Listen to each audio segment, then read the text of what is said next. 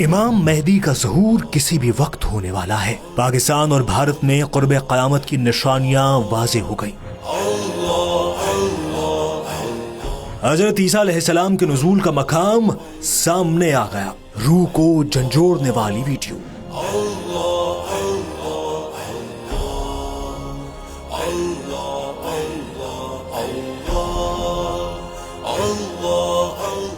روز قیامت سے پہلے بتائی گئی نشانیاں پاکستان اور بھارت میں کیوں ظہور پذیر ہوں گی؟ حضرت آدم علیہ السلام کے زمین پر ظہور کے بعد یہ سوال اٹھنے لگے تھے کہ قیامت کب آئے گی؟ ہر پیغمبر نے اپنی امت کو بتایا کہ جب اللہ کے آخری نبی صلی اللہ علیہ وآلہ وسلم اس دنیا میں تشریف لائیں گے تو ان کے وصال کے بعد وحی کا سلسلہ ختم ہو جائے گا اور قیامت کی نشانیاں واضح ہونا شروع ہو جائیں گی۔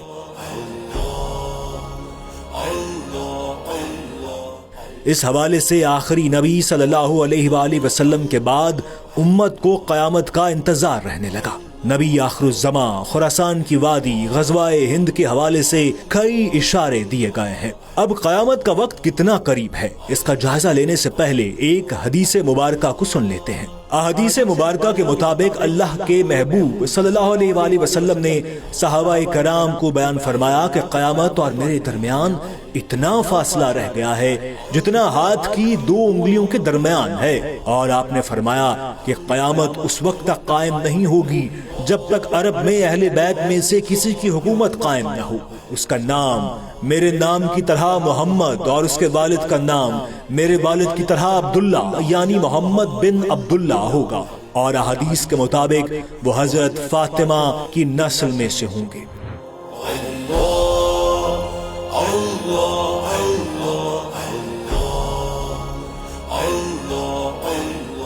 اس کا مطلب یہ ہے کہ آخری نبی صلی اللہ علیہ وآلہ وسلم کے بعد قرب قیامت کی سب سے بڑی اور واضح نشانی امام مہدی علیہ السلام کا ظہور ہوگا، جس کے بارے میں احادیث میں واضح اشارے ملتے ہیں۔ احادیث کے حوالوں کے مطابق نبی پاک صلی اللہ علیہ وآلہ وسلم کا فرمان ہے کہ امام مہدی علیہ السلام کی مدد کے لیے خراسان سے سیاہ علم والے لشکر چلیں گے اور انہیں کوئی نہیں روک سکے گا۔ یہ خراسان کا علاقہ افغانستان، پاکستان اور ایران کے کچھ حصوں پر مشتمل ہے، جبکہ وادی ہند اور سندھ کا ذکر بھی اسلامی تاریخ میں ہے، جہاں غزوہ ہند کے اشارے دیے گئے ہیں۔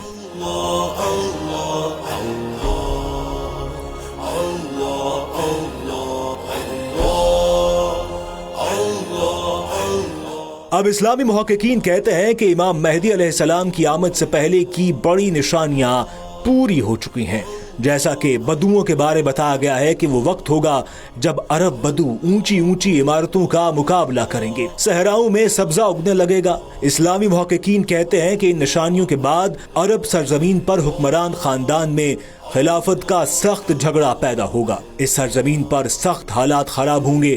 ایسے میں امام مہدی علیہ السلام خاموشی سے مدینہ سے نکل کر مکہ آ جائیں گے۔ وہ اپنے آپ کو گمنام رکھنا چاہیں گے، لیکن اللہ کی رضا سے کچھ ممالک سے جید علماء انہیں تلاش کرنے کے لیے نکلیں گے اور انہیں مسجد الحرام میں رکن یمانی اور مقام ابراہیم کے درمیان پائیں گے، ان کے ہاتھ پہ بیعت کریں گے اور ان کا ساتھ دینے کا وعدہ کریں گے۔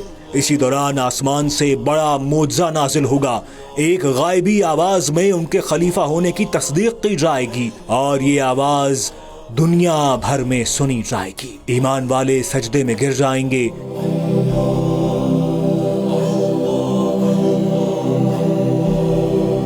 ایک حدیث سے ثابت ہوتا ہے کہ حضرت امام مہدی علیہ السلام کی مدد کے لیے مشرق سے فوجیں آئیں گی جو مہدی علیہ السلام کی حکومت کو مستحکم کریں گی۔ حدیث مبارکہ میں خراسان کا لفظ آتا ہے۔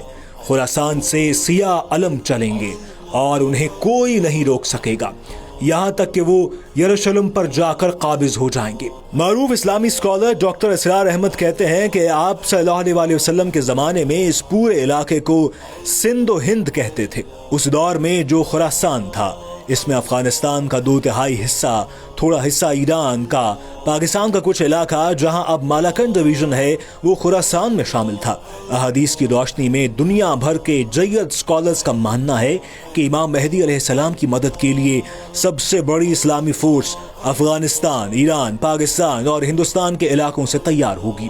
اس پورے خطے میں خلافت کی طرز پر نظام قائم ہوگا۔ اس حوالے سے یہ تصدیق کی جاتی ہے کہ اس خطے میں احادیث کی روشنی میں کئی نشانیاں واضح ہو رہی ہیں۔ گزشتہ 20 سال میں بھارت میں جتنی تعداد میں غیر مسلموں نے اسلام قبول کیا ہے، اتنی بڑی تعداد میں کسی اور غیر مسلم ملک میں ایسا نہیں ہوا۔ حدیث پاک سے روایت ہے کہ حضور صلی اللہ علیہ وآلہ وسلم نے فرمایا کہ میری امت کے 2 گروہوں کو اللہ تعالیٰ دوزخ کے عذاب سے بچائے گا۔ ان میں سے ایک ہندوستان میں جہاد کرے گا اور دوسرا حضرت عیسیٰ علیہ السلام کے ساتھ ہوگا۔ اسلامی اسکالرز کا کہنا ہے کہ امام مہدی علیہ السلام کے ظہور کے 8 سال بعد دجال نکلے گا۔ اللہ پاک نے دجال کو بہت سی طاقتیں دے رکھی ہوں گی۔ اسی دوران حضرت عیسیٰ علیہ السلام کا ظہور ہوگا۔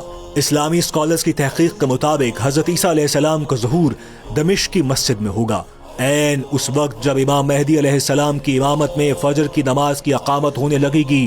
جامع مسجد دمشق کے مشرقی مینار پر حضرت عیسیٰ علیہ السلام نزول فرمائیں گے۔ حضرت عیسیٰ علیہ السلام اپنی دونوں ہتھیلیاں فرشتوں کے پروں پر رکھے ہوئے ہوں گے اور مینار پر اتریں گے۔